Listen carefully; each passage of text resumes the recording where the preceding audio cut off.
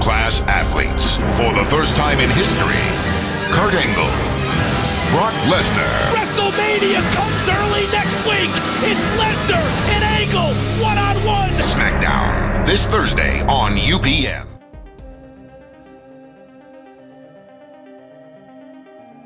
WrestleMania comes early was the promotional tagline all over WWE programming heading into Thursday, with Kurt Angle and Brock Lesnar after saving it for a full year with them kept apart, with the knowledge of them facing off at WrestleMania since the summer of 2002, promoted for their first ever match on network television in hopes, if not being able to deliver it on the pay-per-view, to at least get a one-week viewership boost for the match on television. As with Angle's medical condition known for most of the inside audience, along with the issue since last week with the confirmation of Angle needing an urgent neck surgery getting big media coverage to also transfer to the casual crowd, setting up major intrigue for the match for different reasons, with one section expecting a guaranteed title change with Angle written off for a year, while the other side driven by the major hype for one of the biggest matches in SmackDown history, looking to finally see Lesnar vs Angle in the ring, with SmackDown following last Thursday seeing the first 52 minutes being preempted in almost every major market in the country,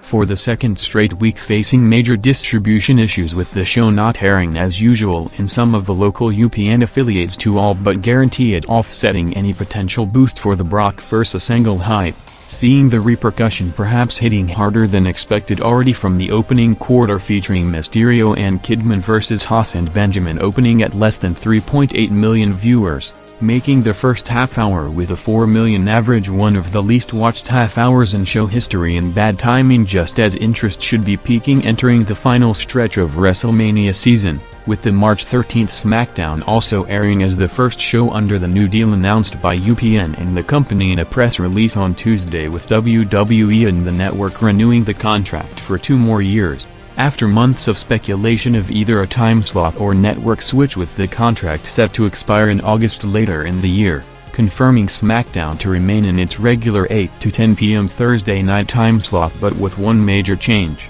With WWE under the new arrangement going through September 2005 will receive a larger flat licensing fee, and UPN will be responsible for selling all advertising time independently, in contrast to the initial deal signed in the peak of the boom period in the summer of 1999 where the WWF sold all its commercial time, with the show after the much slower opening audience starting to pick up significantly in the second half hour at 8:30 p.m. first, with Big Show and A-Train previewing their WrestleMania tag match against Taker and Jones in a 4-minute squash against the Japanese combination, jumping over 500,000 viewers.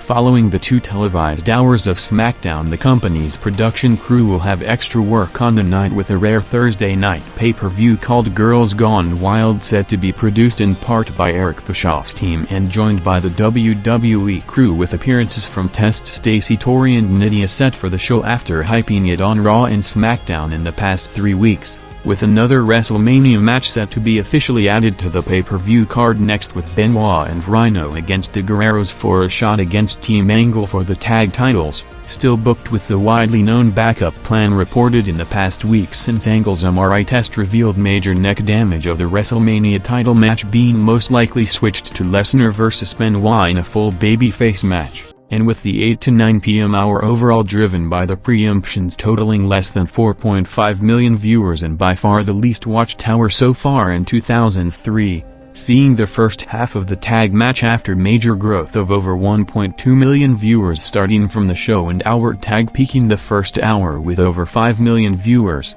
with the Guerreros vs Benoit and Rhino tag continuing over 2 quarters through a commercial break in one of the longest matches of the year with over 20 minutes of TV time in total, with the match even before the Kurt Angle issues came up was originally set to feature Edge and Benoit teaming up on the pay-per-view with Edge after undergoing successful neck surgery on Monday, officially starting his recovery by the time this match was in the ring on Tuesday, with him in an interview hours before the surgery saying that he wants to get it done as fast as possible with the goal of not missing 2 WrestleManias in a row, targeting the 2004 WrestleMania as his return date, saying that despite the injury setback he's still focused on returning to eventually win the WWF title, with the conclusion of the tag match going over the top of the hour quarter, ending with Haas and Benjamin laying out both teams to set up the WrestleMania 3-way tag for the pay-per-view.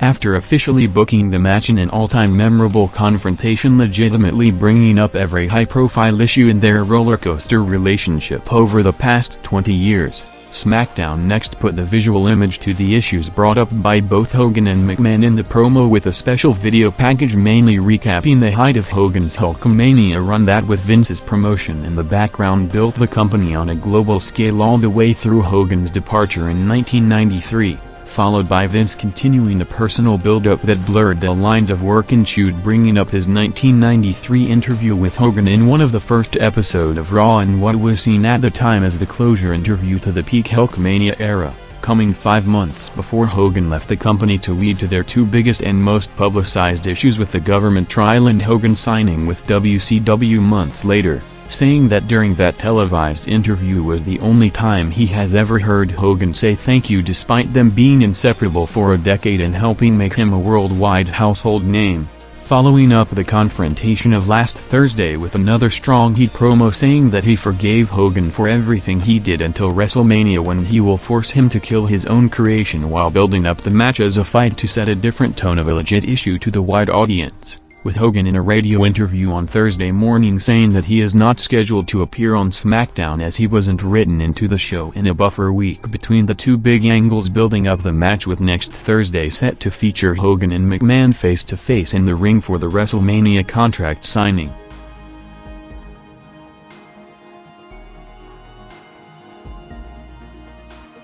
As SmackDown was hit again with major market preemptions and Raw driven by the returns of Rock and Austin as full-time performers on the brand, the March 10 to 13 week of WWE television saw Raw taking back the lead as the most watched wrestling program for the 2nd straight week, as was the case with the individual Austin and Rock quarters in the past 3 weeks, drawing the show's most watched segments in 7 to 10 months. Making it the first time the Raw brand drew back-to-back higher total viewership than SmackDown since June 2002, in an identical time frame to the last time Austin and Rock appeared exclusively on Raw, with SmackDown after steady viewership for the past 60 minutes with barely any movement from the 4.9 to 5 million viewers range, seeing the company recapping the build-up to the Angle Lesnar match with a video package hyping the feud with Angle in hopes of turning the crowd in the right direction, cutting an off-air backstage promo running down Pittsburgh before still getting a big babyface reaction when coming out from the hometown crowd,